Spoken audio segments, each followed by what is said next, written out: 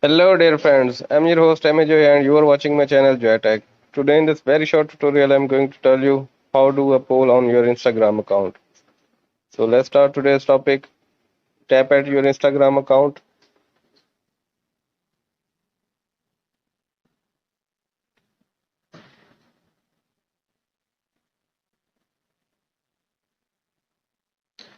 Now slide it left.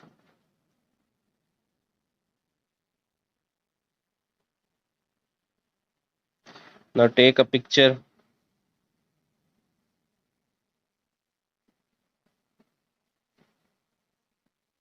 Now tap at strike. Here you can select a poll option.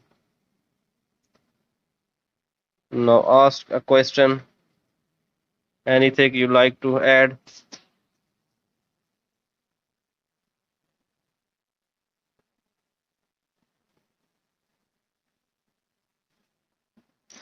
Tap at done.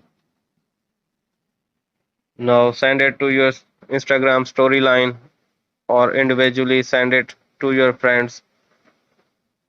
Like this, you can easily manage to make a poll post. I hope this video is helpful for you. If this video is helpful for you, please don't forget to like this and share it to your friends. Thanks for watching.